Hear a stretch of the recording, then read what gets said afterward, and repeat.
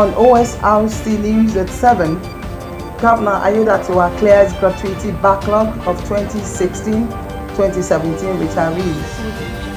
Kiwa Polytechnic to graduate 25,000 students at convocation ceremony. Police fire tear gas as protesters gather over IPOB leader Nnamdi Kanu. And from outside the shores of Nigeria, 2 persons died after cargo plane skids off Hong Kong runway.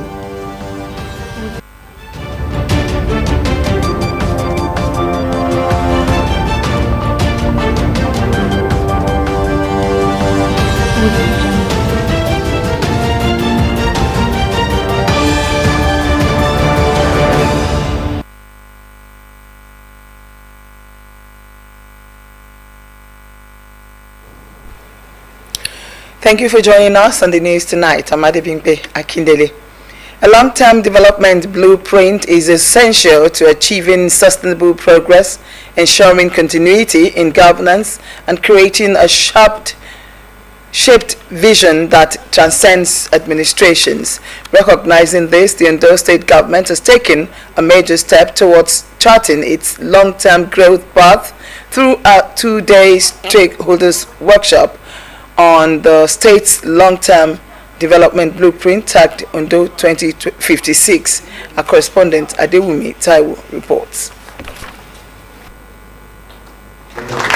With an eye on the future, the Ondo 2056 plan envisions transforming Ondo State into a beacon of excellence in a digitally driven economy, founded on innovation, infrastructure, inclusive growth, and environmental sustainability. Declaring the workshop open in Akure, Commissioner for Economic Planning and Budget, Laolu Akindolire, described the Ondo 2056 plan, a scientifically grounded and stakeholder-driven framework designed to position the state for accelerated development in line with the United Nations Sustainable Development Goals, the federal government's renewed hope agenda, and Ondo State's ease policy framework. Mr. Akindolire noted that the validation workshop marks a landmark moment in the journey towards finalizing a visionary document that captures the collective aspirations of the people, guiding the state's development agenda for the next 30 years. According to him, the process draws strength from the inclusive participation of key stakeholders ranging from religious and traditional leaders to artisans, youth groups, academia, civil society organizations, and representatives of ministries, departments, and agencies, all contributing ideas, a shared roadmap for a prosperous and sustainable Ondo State. This journey was marked by extensive consultations with the people, particularly those at the grassroots level and our diaspora community, ensuring that voices were heard and their inputs informed the final product. The draft plan is carefully drafted to align with the United Nations 17 Sustainable Development Goals (SDGs), the federal government's Lead Hope agenda, and the state government policy trust, our HAES. The commissioner further explained that the Ondo 2056 plan identifies strategic goals across key sectors such as education, health, agriculture, infrastructure, technology, security, and environmental management, ensuring alignment with both national and global development priorities. Earlier in his remarks, the Administrative Secretary of the Economic Planning and Coordinating Office, Mr. Bamidele Daisi, described the plan a comprehensive roadmap for inclusive growth and long-term prosperity, commending Governor Lucky Ayedatiwa for his visionary leadership and the Commissioner for his effective coordination of the planning process. It is a blueprint for transformation and a roadmap designed to guide our states towards inclusive growth, sustainable development, and long-term prosperity. The plan envisions an Ondo State that is economically vibrant, socially harmonious, environmentally sustainable, and a benchmark for good governance in Nigeria. Goodwill messages came from the chairman, House Committee on Appropriation, Oluwole Ogunmolashuyi, representative of the chairman, Akure South Local Government, Adiola Finch, and the Olowo and chairman, Ondo State Council of Traditional Rulers, represented by the Oloba of Usho, Oba Adeola Adebiyi Oyinbade. The two-day workshop also featured technical sections facilitated by Prof. Adegboyega Oguntade and Prof. Tomola Obamuyi of Federal University of Technology, Akure, focusing on strategies for effective implementation, monitoring and evaluation of the Ondo 2056 plan, an ambitious document envisioned to secure a prosperous future for generations yet unborn. Adewumi Taiwo, OSRC News. The disbursement of gratuity arrears to 2016 and 2017 retirees in Ondo State Civil Service is a deliberate and well-thought-through policy to ensure that all retirees receive their benefits in a fair and transparent manner. Governor Lucky Ayedatiwa said this while flagging off the bulk payment of 2,396 billion naira gratuity arrears, noting that the event marked another major fulfillment of his dedication to clearing the backlog of pension and gratuity arrears inherited by his administration. The governor said the disbursement was not a coincidence but a product of consistent planning, coming barely a week after his government paid over 1.4 billion naira to local government and primary school retirees of 2014 set. Government House correspondent Wahab Bankole now reports.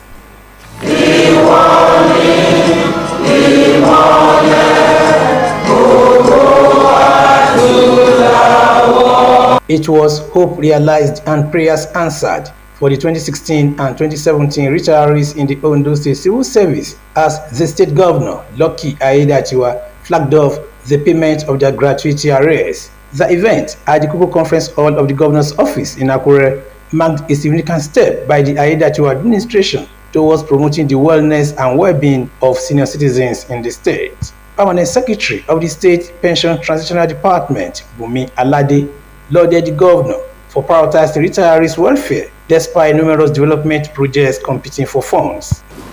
Your Excellency, you are appreciated for keeping alive the hopes and aspirations of the retirees in Ondo State, with specific reference to prompt payment of their monthly pensions and release of funds to offset arrears of gratuity.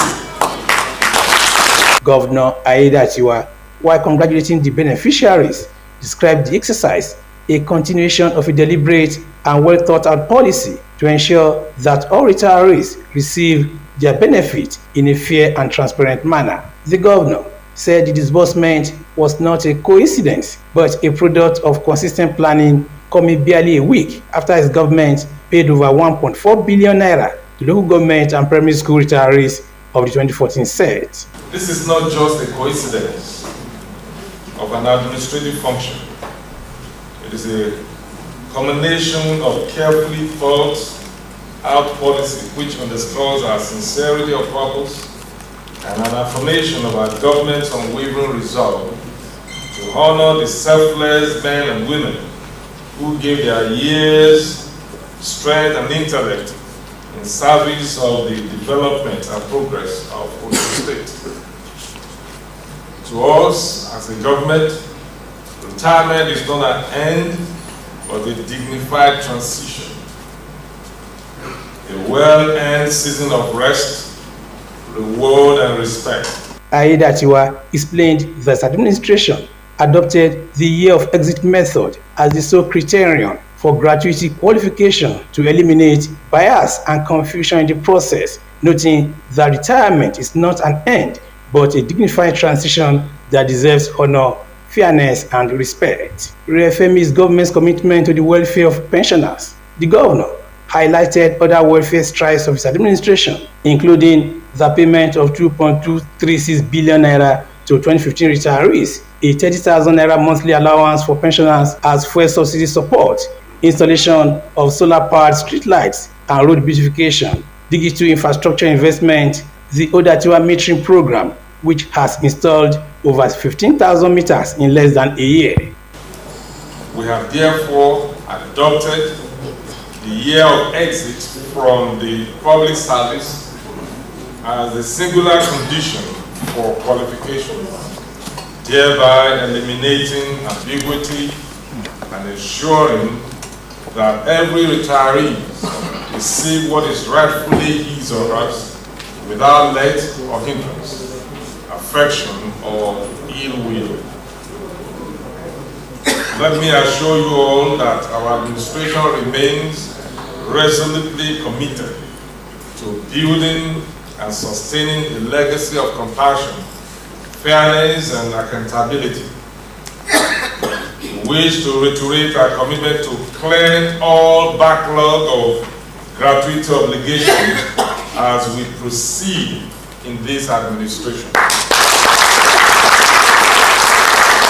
The governor said the establishment of the State Senior Secondary Education Board is part of ongoing efforts to promote education development and urge retirees to enroll in the state health insurance scheme for accessible health care. Some of the beneficiaries commended the governor for changing their narratives for better and reaffirmed their support for the success of his administration. We pray for him to succeed, and we will stand by him because it's good to support what is good. I'm so grateful for Mr. Governor and those that have planned it, and they made it possible, and God has given them the strength and the power to do it. I just pray for him that his tenure will continue to be testimonies. This is the first time in the history of the state that government will offset gratuities of 2 years at a go. Wahab Bankole, Osrc News. We'll take a break now. When we come back, security operatives disperse pro-Kanu protesters after the break. When it's bright and early, get your breakfast right.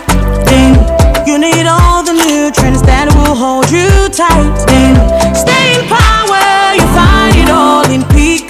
Then every move you make, Peak's got you all the way. And the peak goes on. Power on every morning with our Peak breakfast to make the most of every day. Peak. Reach for your peak.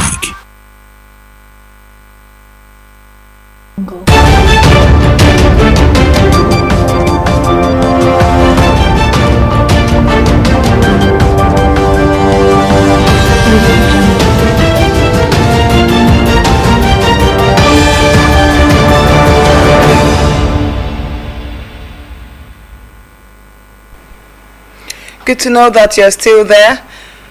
For the rest of the news, Rufus Giwa Polytechnic is set to graduate no fewer than 25,000 students at its 12th to 23rd combined convocation ceremony. At a press conference held at the institution, the acting rector Olorunwa Adegun announced that the ceremony will mark the first convocation since 2013. Blessing Obe has more. 12 years after its last convocation, Rufus Giwa Polytechnic is set to hold its 12th to 23rd combined convocation ceremony with over 25,000 graduates. Addressing journalists in Owo, acting rector Olorunwa Adegun acknowledged the challenges confronting the institution, highlighting recent achievements including the revival of its business ventures. The institution has lost its status as center for the conduct of the Unified Tertiary Matriculation Examination (UTME), organized by the Joint Admission and Matriculation Board. The damage done by this development to the image of the Giwa Polytechnic as a tertiary institution was evidently heavy. Academic culture had practically disappeared from the institution. The situation became so terrible that for more than a decade, the idea of holding the convocation ceremony was not contemplated. He commended Governor Lucky Aiyedatiwa for his support, particularly the approval of funds for the reaccreditation of 68 academic programs and the special intervention fund for the institution. Because any other person will do that. To enable the institution to maintain its accreditation status, Mr. Governor approved the release of funds for the accreditation of the 68 academic programs, which has become due for reaccreditation. with sincere gratitude to Mr. Governor, the MPD has since paid accreditation fees to the institution and the success recorded was 100%. Adegun reaffirmed the management's commitment to sustaining the institution's standard and ensuring that convocation ceremonies are held regularly. Today, the institution is back on its feet, and academic culture has returned. Its image has become positively shored up. The reality stated below attempts to claim that institution's image has moved away from its old embarrassing position. Our students have been reoriented to show courtesy and other peace-threatening activities, and they now pay more attention to their academic pursuits. Academic calendar in the institution has become relatively stable, and students now receive academic institution in an environment that is learning friendly. The week-long event will climax with the combined convocation ceremony on the 25th of October 2025. Blessing Obe, Osrc News. A joint detachment of defense and security operatives has dispersed the Moyele Sowore-led #Free Nnamdi Kanu Now protesters in the Maitama area of Abuja. The protesters, which included Sowore, Aloy Ejimako, a lawyer, and others, had gathered around Nigeria Communications Commission headquarters in Maitama, chanting "Free Nnamdi Kanu Now." They were also heard cautioning the police against tear gassing them just before sounds of gunshots were heard, and they scampered for safety. Attempts by the protesters to regroup were thwarted by the police.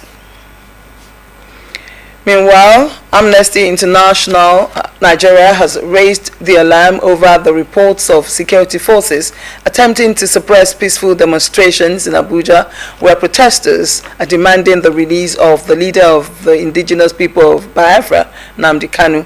This is as the Nigeria police have defended their use of tear gas, stating that security operatives only fired at protesters who were marching toward Osrc, where the presidential villa is located. Police dismissed the report that it blocked the road to the villa, saying its men only cleared the area after protesters obstructed traffic. Amnesty International Nigeria condemned the actions, saying any attempt to undermine freedom of assembly is illegal and reflects an unacceptable intolerance of peaceful protests.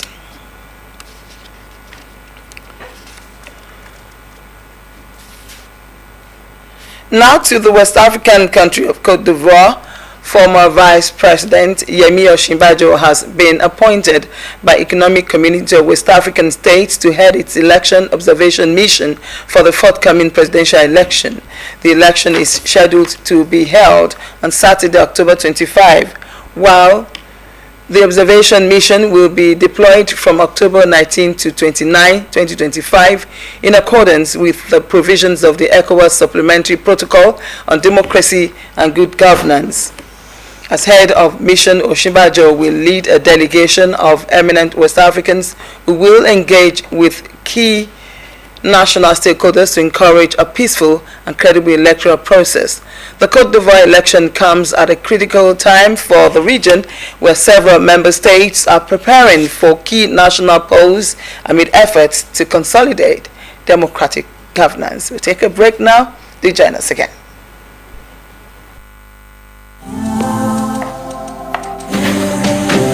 When it's bright and early, get your breakfast right. Then you need all the nutrients that will hold you tight. Then stay in power, you find it all in peak. Then every move you make, Peak's got you all the way. And the peak goes on. Power on every morning with our Peak breakfast to make the most of every day. Peak. Reach for your peak.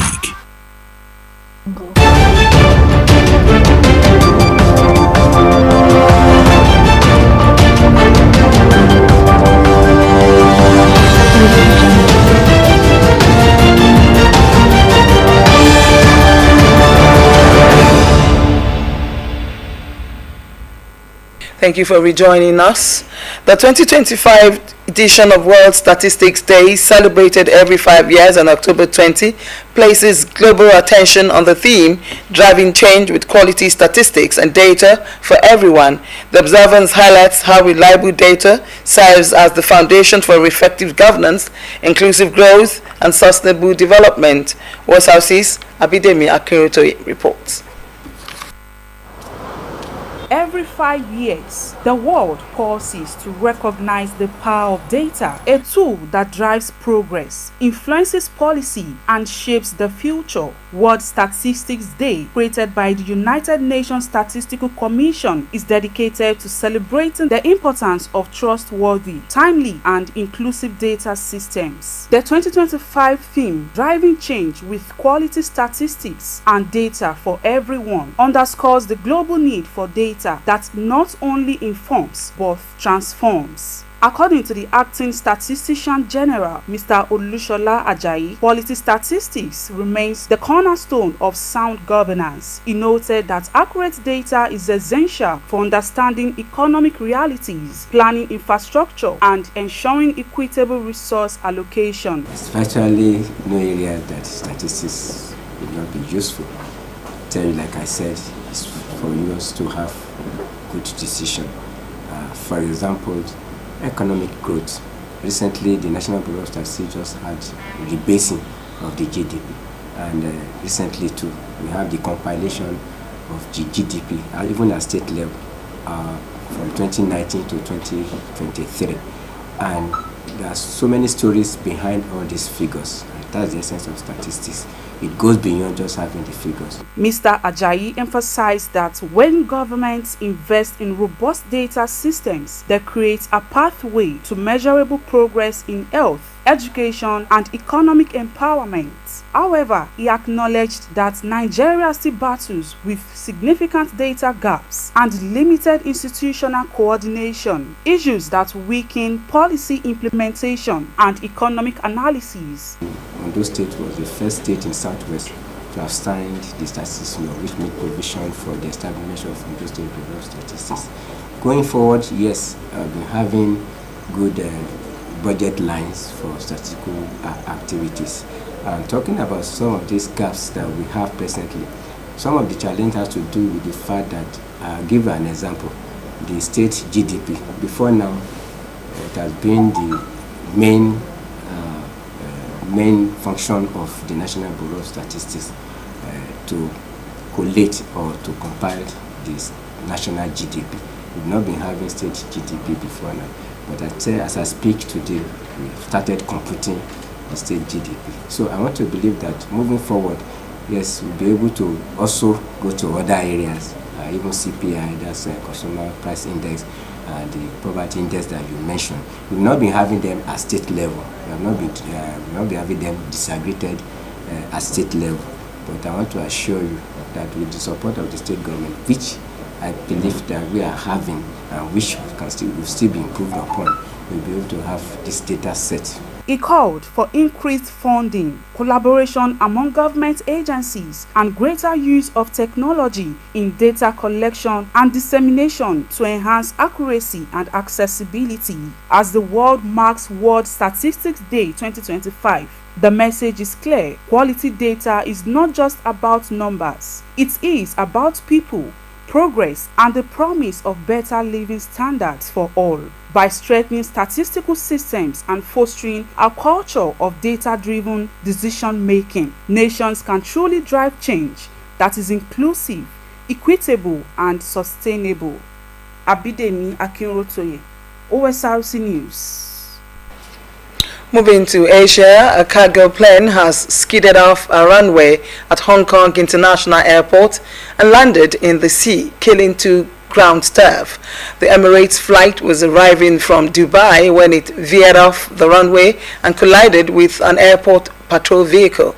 The 2 people inside the vehicle died while the 4 crew members on board the plane survived the crash.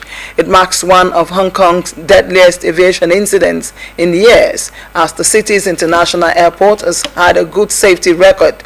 Authorities have launched an investigation as questions remain over the path taken by the plane. upon landing. Still watching OSRC News. So at 7, we'll now bring you another break.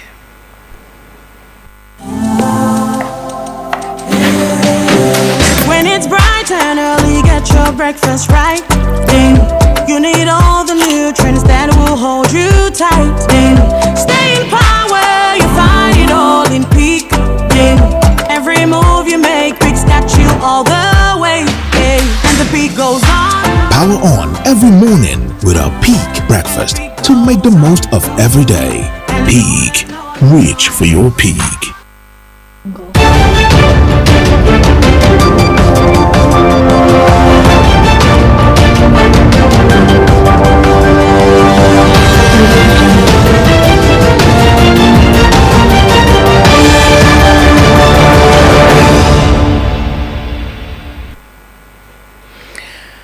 Welcome back. Morocco have made history by winning the 2025 FIFA Men's Under-20 World Cup, defeating Argentina 2-0 in the final in Santiago, Chile.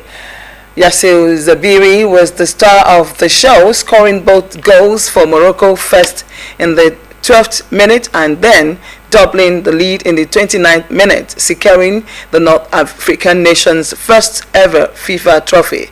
Morocco is the only second African country to lift the Under-20 World Cup following Ghana's triumph in 2009.